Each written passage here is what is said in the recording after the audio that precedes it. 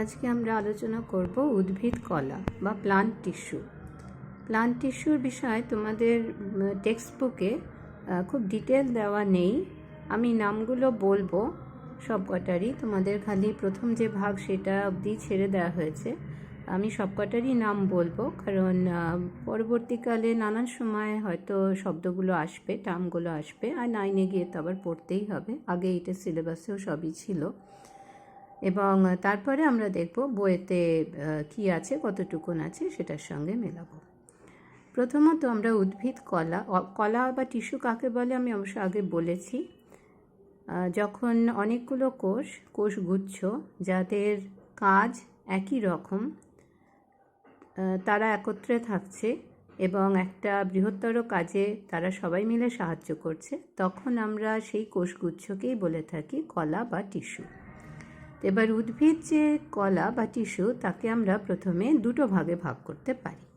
এক হচ্ছে এই যে ভাজক কলা, ইংলিশে বলা হয় মেরিস্টেম্যাটিক টিস্যু। ভাজক মানে কি না, বিভাজন করতে পারে, অর্থাৎ একটার থেকে দুটো, দুটোর থেকে চারটে, চারটের থেকে আটটা, এইভাবে সংখ্যা বাড়তে পারে। তাহলে এরা এমন কোষ দিয়ে গঠিত যাদের বিভাজন হয়, এবং এই কোষগুলো দেখতে অনেকটা মৌমাছির চাকের যে কোষ কুঠুরিগুলো যে থাকে পরপর পরপর বসানো, এরকম দেখতে হয়। সাধারণত ষড়ভুজ হয়। জীবিত তো অবশ্যই, তারা এত বিভাজন করতেই পারতো না। গায়ে গায়ে বসানো রয়েছে, দেখতেই পাচ্ছ একটা কোষ, এটা নিউক্লিয়াস আছে। আমরা পরে দেখব কোষের যখন বিভিন্ন অংশ পড়ব নিউক্লিয়াস কাকে বলে। বেশ স্পষ্ট নিউক্লিয়াস থাকে, এবং এইভাবে পরপর পরপর কোষগুলোর মোটামুটি অ্যারেঞ্জমেন্টটা। তাহলে এভাবে এরা ক্রমশ সংখ্যায় বাড়ছে ভাগ হয়ে হয়ে, এবং উদ্ভিদের সারা দেহে কিন্তু এই ভাজক কলা থাকে না। বিশেষ করে দেখা যায় যে কাণ্ড তার ডগায় বা কাণ্ডের অগ্রভাগে থাকে, আর মূলের ডগা বা অগ্রভাগে থাকে। সেই জন্য কাণ্ড ক্রমশ বাড়তে থাকে, মূল ক্রমশ বাড়তে থাকে, এই ভাজক কলা আছে বলে। এছাড়া অপরিণত পাতা, মানে যে পাতা বড় হচ্ছে আর কি, সেখানে থাকবে কুড়ি, যেখানে সেখানে থাকবে, অর্থাৎ যেখানে আমরা দেখব যে সেই অংশটা বৃদ্ধি হচ্ছে, তো সেখানেই বুঝতে হবে এই ভাজক কলা রয়েছে। দ্বিতীয় হচ্ছে স্থায়ী কলা বা পার্মানেন্ট টিস্যু। কেন পার্মানেন্ট বা স্থায়ী বলা হয় না, এই ধরনের যে টিস্যু বা কলা, সেটা এমন কোষগুচ্ছ দিয়ে গঠিত যাদের বিভাজন বন্ধ হয়ে গেছে, অর্থাৎ আর বিভাজন হচ্ছে না। তাহলে ভাজক কলা মানে হলো যে কলা বা টিস্যু এমন কোষ দিয়ে গঠিত যাদের বিভাজন হয়, কোষ বিভাজন বা সেল ডিভিশন বলা হয়। আর স্থায়ী কলা হচ্ছে ঠিক উল্টো, অর্থাৎ এমন কোষগুচ্ছ দিয়ে গঠিত যে কোষগুলোর বিভাজন আর হচ্ছে না, বন্ধ হয়ে গেছে। এই স্থায়ী কলা, এদেরকে আমরা আবার দুটো ভাগে ভাগ করতে পারি। এক হচ্ছে সরল মানে কি, যখন দেখব যে ওই কলা বা টিস্যুতে অবস্থিত সব কোষ একই রকমের দেখতে, একই রকম তাদের গঠন আকৃতি এরকম। আর জটিল হলো ঠিক উল্টো, অর্থাৎ এরা এমন স্থায়ী কলা, এটা এমন একটা স্থায়ী কলা যা বিভিন্ন রকমের কোষ বা কোষ উপাদান দিয়ে গঠিত হয়। অর্থাৎ এই বিভিন্ন ধরনের যে কোষ বা কোষ উপাদান, তারা সবাই মিলে একটা কাজেই সাহায্য করছে, কিন্তু তাদের গঠন বা আকৃতি আলাদা রকমের হয় দেখতে, সেটা আমরা পরে দেখব। তো তাহলে পরে প্রথমে উদ্ভিদ কলা দুটো ভাগ হলো, এক হচ্ছে ভাজক কলা আর স্থায়ী কলা। তারপর এবার স্থায়ী কলাকে আবার দুটো ভাগে ভাগ করা হচ্ছে। সরল, যখন কোষগুলো একই রকম দেখতে বা আকৃতিযুক্ত বা গঠনযুক্ত হচ্ছে, আর আরেক হচ্ছে জটিল, যখন কোষগুচ্ছর কোষগুলো বিভিন্ন রকমের হয়, বিভিন্ন আকৃতির হয়, বিভিন্ন গঠনের হয়। সরল যে স্থায়ী উদ্ভিদ কলা, তাকে আবার তিনটে ভাগে ভাগ করা হয়। এক হলো প্যারেনকাইমা, এক হলো কোলেনকাইমা, আর আরেক হলো স্ক্লেরেনকাইমা। এই প্যারেনকাইমা আমরা উদ্ভিদ দেহের বেশিরভাগ অংশে দেখতে পাই, অর্থাৎ প্যারেনকাইমায় সব থেকে বেশি আছে সংখ্যায়। এদের দেখতে কীরকম, এরকম গোলাকার বা ডিম্বাকার মতন হয় এদের আকৃতি, এবং মাঝে কোষগুলোর ফাঁকে দেখতে পাচ্ছ জায়গা রয়েছে, একেবারে গায়ে গায়ে বসানো নয়। এই মাঝের যে জায়গা তাকে বলা হয় আন্তঃকোষীয় স্থান, ইন্টারসেলুলার স্পেস, এবং এই কোষগুলোর মধ্যে স্পষ্ট নিউক্লিয়াস রয়েছে, এরা জীবিত সাইটোপ্লাজম যুক্ত, এবং উদ্ভিদের বিভিন্ন কাজে এরা সাহায্য করে। কোনো কোনো প্যারেনকাইমা কোষের মধ্যে ক্লোরোফিল থাকে, সেই ধরনের প্যারেনকাইমাকে বলা হয় ক্লোরেনকাইমা। ক্লোরোফিল আছে বলে সবুজ রঙের হয় তারা, ক্লোরেনকাইমা বলা হয়। আবার কোনো কোনো প্যারেনকাইমা কোষের মধ্যে হাওয়া ভরা থাকে, সেই হাওয়া আছে বলে ওই কোষগুলো উদ্ভিদ দেহকে হালকা রাখতে সাহায্য করে, যাতে জলের ওপর ভাসে, যেমন কচুরিপানা। তো সেই ধরনের প্যারেনকাইমাকে আবার এরেনকাইমা বলা হয়। এরেন মানে হলো হাওয়া বা বাতাস। তো ফলে প্যারেনকাইমা নানান রকমের হতে পারে, এবং এদের দেখা যায় প্রথম দিকে যে কোষগুলো রয়েছে সেইগুলোর যে প্রাচীর থাকে পাতলা থাকে, আস্তে আস্তে যত সময় যায় এই প্রাচীরটা অনেক সময় দেখা যায় অনেক মোটা হতে শুরু করে। তাহলে প্যারেনকাইমা আমরা দেখলাম যে নানান রকমের আবার হতে পারে। যদি ক্লোরোফিল যুক্ত হয় তাহলে পরে বলবো ক্লোরেনকাইমা।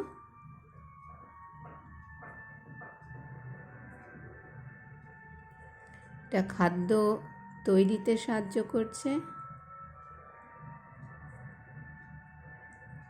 পাতায় থাকে প্রধানত। আবার এরেনকাইমা হচ্ছে বাতাস পূর্ণ, হালকা রাখে,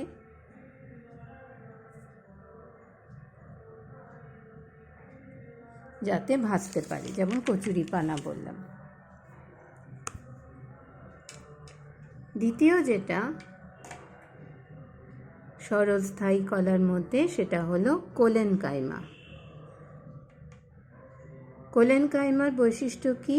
সেখানেও কোষগুলো অনেক সময় এরকম ডিম্বাকার গোলাকার হয়, কিন্তু দেখা যায় জায়গায় জায়গায় এদের যে কোষ প্রাচীরটা রয়েছে, কোষের বাইরে যে এই প্রাচীর যেটা পর্দা যেটা, সেটা জায়গায় জায়গায় মোটা হয়ে যায়। বিভিন্ন জিনিস ওখানে জমা পড়ে, কিন্তু সমানভাবে মোটা হয় না। অর্থাৎ এই কোষ প্রাচীরের কিছু অংশ হয়তো পাতলা আছে, কিছু অংশ হয়তো মাঝারি আছে, কিছুটা হয়তো খুব মোটা হয়েছে, এরকম। তো এদের যেমন যতখানি ফাঁকা ফাঁকা রয়েছে, এরা কিন্তু ততটা ফাঁকা থাকে না। আন্তঃকোষীয় স্থান থাকে কিন্তু তুলনামূলকভাবে কম থাকে। এরাও জীবিত, সাইটোপ্লাজম আছে, নিউক্লিয়াস আছে, এবং যেহেতু এদের জায়গায় জায়গায় কোষ প্রাচীরটা মোটা হয়ে যায়, সেই জন্য এরা উদ্ভিদ দেহকে কিছুটা দৃঢ়তা দেয়, সাপোর্ট দিতে সাহায্য করে। সেই জন্য এদেরকে আমরা দেখতে পাই কোথায় না, গাছে যে কাণ্ড রয়েছে, কাণ্ডের ঠিক যে বাইরের ত্বক তার নিচে অনেক সময় থাকে, যাতে আর কি রক্ষা করতে পারে, সেই জন্য দৃঢ়তা দেবে, সাপোর্ট দেবে, প্রোটেকশন দেবে, এই জন্য এরকম জায়গায় থাকছে। একটা জিনিস খেয়াল রাখবে, এখানে এটা হচ্ছে ক্লোরেনকাইমা, ক্লোরোফিল আছে বলে, এটা কিন্তু এক ধরনের প্যারেনকাইমা, আর এটা হচ্ছে কোলেনকাইমা। ক্লোরেনকাইমা এক ধরনের প্যারেনকাইমা, আর কোলেনকাইমা কিন্তু একটা আলাদা ধরনের উদ্ভিদ টিস্যু বা কলা।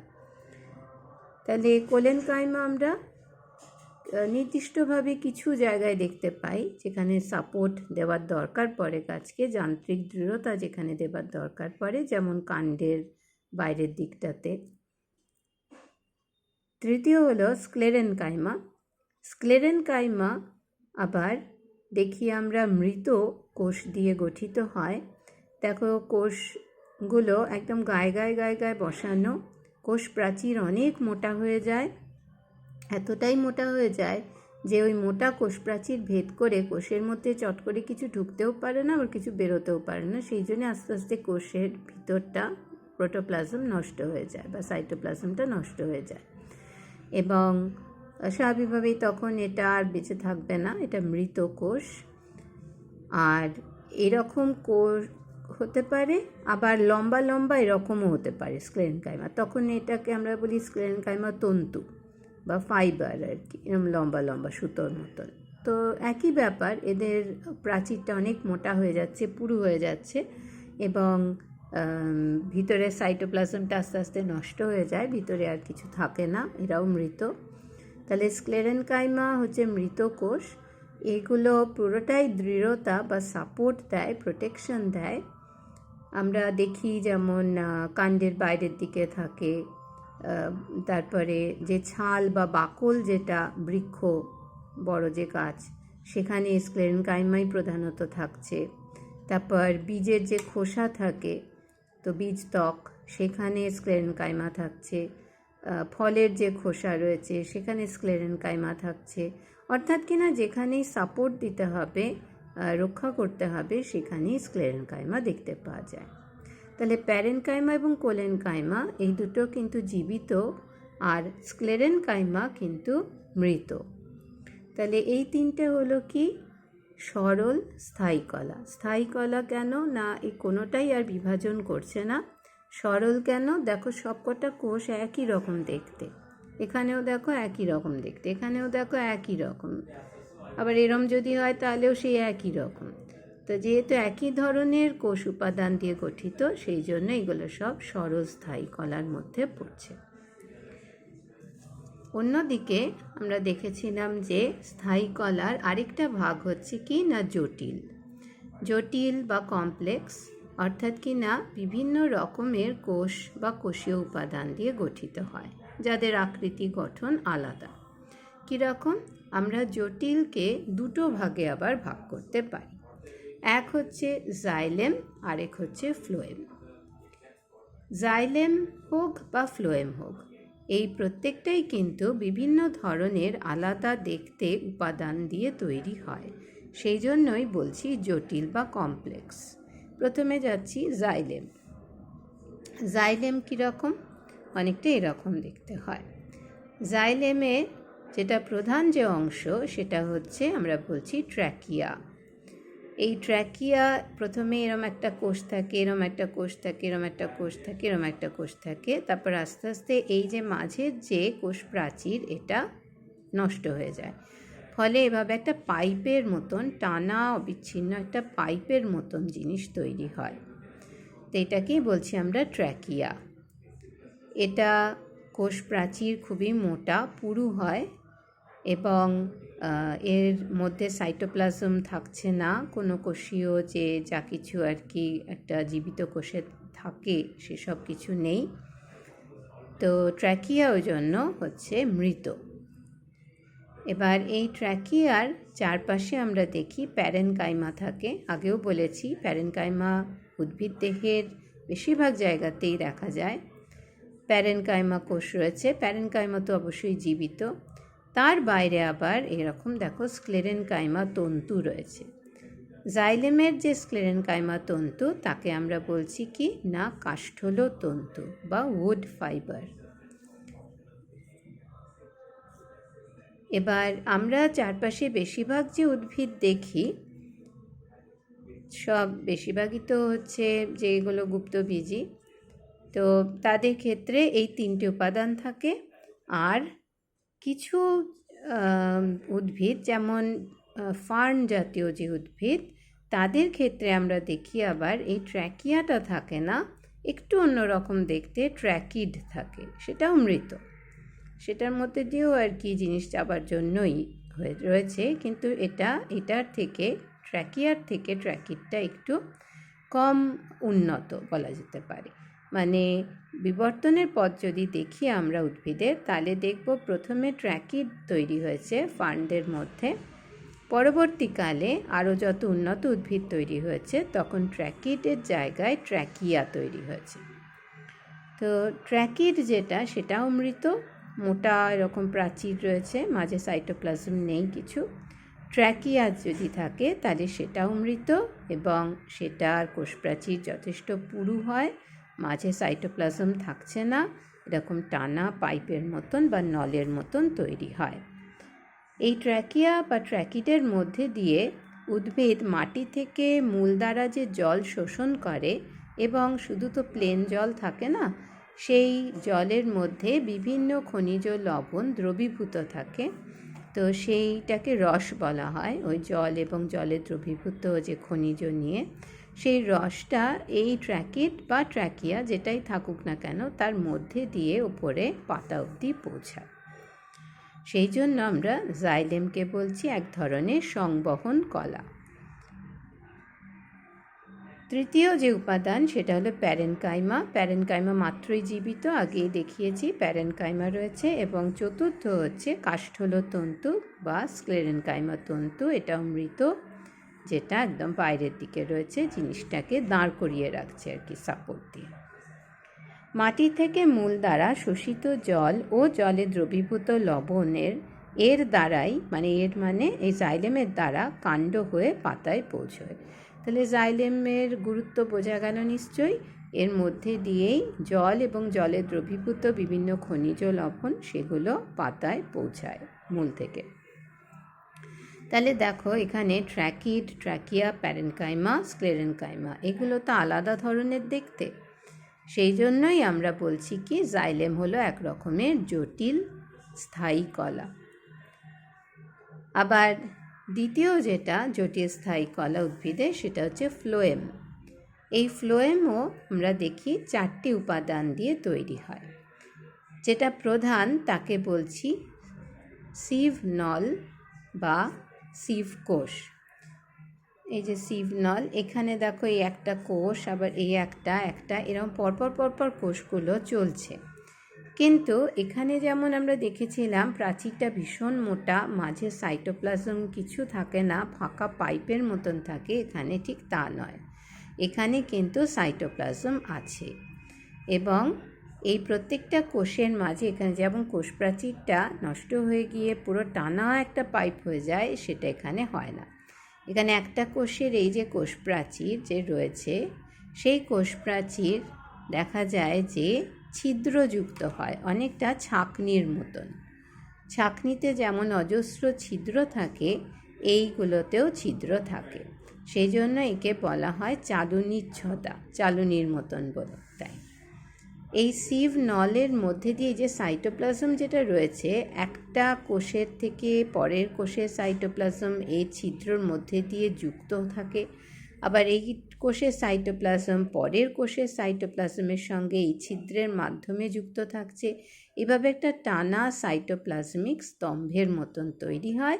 এই সাইটোপ্লাজমের মধ্যে এই গ্লুকোজ যেটা পাতায় তৈরি হয়, খাদ্য যেটা, সেটা দ্রবীভূত হয় এবং এই সাইটোপ্লাজমের মধ্যে দিয়েই কিন্তু একটা কোষ থেকে আরেকটা কোষে এইভাবে যেতে থাকে। তাহলে সিভ নলের প্রধান কাজ হচ্ছে পাতায় তৈরি যে খাদ্য তাকে এই সিভ নলের মাধ্যমে উদ্ভিদের বিভিন্ন জায়গায় পৌঁছে দেওয়া, এটাই হচ্ছে এর প্রধান কাজ। তাহলে সিভ নলে সাইটোপ্লাজম আছে, সুতরাং এটা জীবিত। সিভ নলের পাশে এখানে দেখো এরকম বড় বড় এই যে এরকম রয়েছে কোষ, এগুলোকে বলছি সঙ্গী কোষ। কার সঙ্গী না? সিভ নলের সঙ্গে থাকে, পাশে থাকে, তাই বলা হয় সঙ্গী কোষ। এবং এদের নানান কাজ থাকে, এরা সিভ নলকে খাদ্য দেয়, খাদ্য সঞ্চয় করে রাখে এরকম। তার পাশে এই যে দেখছো গোল গোল, এইগুলো হলো আবার কি না ফ্লোয়েম, প্যারেনকাইমা। এগুলো প্যারেনকাইমা, গোল গোলগুলো প্যারেনকাইমা আগেই বলেছি উদ্ভিদের বিভিন্ন জায়গায় থাকে এবং প্যারেনকাইমা জীবিত।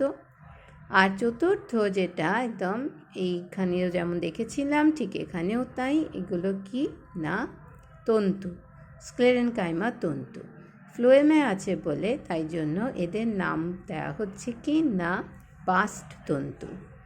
তো তাহলে পরে আমরা দেখলাম এখানেও ছিল যে তন্তু, সেটা ছিল কাষ্ঠল তন্তু, আর ফ্লোয়েমে যে তন্তু থাকছে বাইরে সেটা হচ্ছে বাস্ট তন্তু। তোমরা জানো নিশ্চয়ই যে পাট গাছ থেকে তো যেটা পাওয়া যায় যে সুতো তন্তু, যে সেটা কিন্তু পাট গাছের এই ফ্লোয়েমেরই যে স্ক্লেরেনকাইমা তন্তু সেইটাই আলাদা করে বের করে নেওয়া হয়, সেইটা দিয়েই কিন্তু তারপর ওই দড়ি টড়ি হোক, চটে যে বস্তা তৈরি হয়, এই সমস্ত কিছু হয়, ফাইবারটা এইখান থেকেই আসে। তাহলে দেখলাম সিভ নল যেটা জীবিত, সঙ্গী কোষ জীবিত, প্যারেনকাইমা জীবিত, শুধু স্ক্লেরেনকাইমা সেটা মৃত। এই 4 রকমের উপাদান দিয়ে সিভ নল ফ্লোয়েম তৈরি হতে পারে। তাহলে 4 রকম, 4টে আলাদা মতন দেখতে, সেই জন্য আমরা একে বলছি যে এটা এক ধরনের জটিল স্থায়ী কলা। এবং এর কাজ হচ্ছে কি না, পাতায় উৎপন্ন খাদ্য এর মাধ্যমে মানে ফ্লোয়েমের মাধ্যমে উদ্ভিদের বিভিন্ন জায়গায় ছড়িয়ে পড়ে। তাহলে আশা করি উদ্ভিদ কলা সম্পর্কে যেটুকুন বললাম বোঝা গেল। এখানে খুব একদম শর্টে প্রধানগুলোই বললাম। তাহলে উদ্ভিদ কলা 2টো ভাগ, ভাজক কলা, স্থায়ী কলা। স্থায়ী কলার আবার 2টো ভাগ, সরল এবং জটিল। সরলকে 3টে ভাগে ভাগ করা হচ্ছে, প্যারেনকাইমা, কোলেনকাইমা, স্ক্লেরেনকাইমা।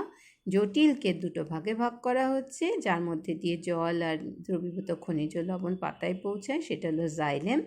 আর যেটার মাধ্যমে পাতায় যে খাদ্য তৈরি হলো সেটা এবার উদ্ভিদের বিভিন্ন অংশে ছড়িয়ে পড়ে, সেটা হচ্ছে ফ্লোয়েম। জাইলেম ফ্লোয়েম দুটোই তো কোনো না কোনো জিনিসকে এক জায়গা থেকে আরেক জায়গায় পাঠায়, এর মধ্যে দিয়ে সেই জিনিস প্রবাহিত হয়। তাই জন্য জাইলেম এবং ফ্লোয়েমকে বলা হয় উদ্ভিদের সংবহন কলা। সংবহন মানে এক জায়গা থেকে আরেক জায়গায় বহন করে নিয়ে যাচ্ছে বলে তাই বলা হচ্ছে সংবহন কলা। তাহলে আমরা মোটামুটি বিভিন্ন যে উদ্ভিদ কলা প্রকার সেগুলো দেখলাম। এবার আমরা একটু টেক্সট বইয়ের সঙ্গে মিলিয়ে নিই। এখানে তোমাদের যেটুকুন বলা হয়েছে, উদ্ভিদ দেহে কোষের কাজের বিশেষত্ব, কলার প্রকারভেদ। প্রথমে এখানে ভাগ করা হয়েছে ভাজক কলা, স্থায়ী কলা। ভাজক কলার কাজ কি বলা হয়েছে? নতুন অঙ্গ সৃষ্টি করা। কেন? কারণ ওই যে বললাম এই কোষগুলো বিভাজন করতে পারে, 1টার থেকে 2টো, 2টোর থেকে 4টে, এইভাবে সংখ্যা বাড়তে পারে, বাড়তে সাহায্য করে স্বাভাবিকভাবেই। তাহলে নতুন যা কিছু তৈরি হবে এভাবেই হবে। মূল ও কাণ্ডের দৈর্ঘ্য বৃদ্ধি করা। ওই যে মূলের অগ্রভাগ বা ডগায় থাকে, তাহলে মূলকে বাড়তে সাহায্য করছে। কাণ্ডের অগ্রভাগ বা ডগায় থাকে, তাই কাণ্ডকে বাড়তে সাহায্য করছে। নতুন পাতা, কাক্ষিক মুকুল ও শাখা উৎপন্ন করা। পাতা যখন বেরোচ্ছে তখন তো বিভাজন হয়েই বেরোবে, কোষ বিভাজন হয়েই তো নতুন পাতা তৈরি করবে, সেই পাতা বড় হবে। কাক্ষিক মুকুল তোমরা 7-এ পড়েছো, যে যেখানে কাণ্ড যেটা থাকে সেই কাণ্ড, এই যদি হয় কাণ্ড, তাহলে কাণ্ডের কতগুলো গাঁটের মতন অংশ থাকে, তাকে বলা হয় পর্ব। এবং 2টো পর্বের মাঝের জায়গাটাকে বলা হয় পর্বমধ্য। এই যে পর্ব, এই পর্ব থেকে পাতা বেরোয় বা ডাল বেরোয়। এবং এই যে পাতা যে বেরোলো, এইখানে যে অ্যাঙ্গেলটা বা কোণটা তৈরি হয়, এটা কি বলা হয়? কক্ষ। এবার এই কক্ষ থেকে যে মুকুল তৈরি হয়, সেটা থেকে হয়তো ফুল হবে, সেটাকে বলা হয় কাক্ষিক মুকুল। তাহলে এই কক্ষ মানে অ্যাঙ্গেলের এখান থেকে এটা কি বলা হয়? কাক্ষিক মুকুল। তাহলে কাক্ষিক মুকুল তৈরি করতেও সেখানে বিভাজন হতে হবে, শাখা উৎপন্ন, বারবার সেটা বাড়ছে একটু একটু করে, তাহলে সেখানে বিভাজন হতে হবে। ফুল উৎপন্ন করা, ফুল যে তৈরি হবে, বড় হবে, তাহলে সেও তাই। রক্ষণমূলক আবরণ গঠন করা, একদম মানে আবরণ যা কিছু সেটা প্রথমে ভাজক কলা বিভাজন হয়েই বানানো হচ্ছে, তারপরে এবার বিভাজন ক্ষমতা আর থাকছে না। সংবহন কলা গঠন করা, মানে এর থেকে সংবহন কলা জাইলেম ফ্লোয়েম তৈরি হবে, হয়ে গেলে তখন আর বিভাজন করবে না, কিন্তু তৈরি হওয়ার সময় বিভাজন এখান থেকেই হয়ে তৈরি হবে। তাহলে বোঝা গেল নিশ্চয়ই। তারপরে হলো স্থায়ী কলা। স্থায়ী কলার বিভিন্ন কাজ দেখো। খাদ্য সংশ্লেষ, আমি আগে বলেছি প্যারেনকাইমার মধ্যে অনেক সময় ক্লোরোফিল থাকছে, যেমন পাতা, সেখানে যে প্যারেনকাইমা তার মধ্যে তো অবশ্যই ক্লোরোফিল থাকে। তারপর পাতার যে বৃন্ত, তারপর ফুলের যে বৃন্ত বা ডাঁটি, সেখানে এগুলো সব সবুজ রঙের হয় বেশিরভাগ সময়। ফুলের যে বৃতি বেশিরভাগ সময় সবুজ রঙের হয়। বিরুৎ জাতীয় উদ্ভিদ যদি হয় তাহলে তার কাণ্ড, তার শাখা প্রশাখা, সেখানে ক্লোরোফিল থাকে, সবুজ হয়। তাহলে এই যে কোনো জায়গাতেই যে সবুজ মানে ক্লোরোফিল আছে, তো ক্লোরোফিল থাকে যে প্যারেনকাইমার মধ্যে, তাকে বলা হচ্ছে ক্লোরেনকাইমা। তো সেই ক্লোরেনকাইমা খাদ্য তৈরিতে সাহায্য করছে।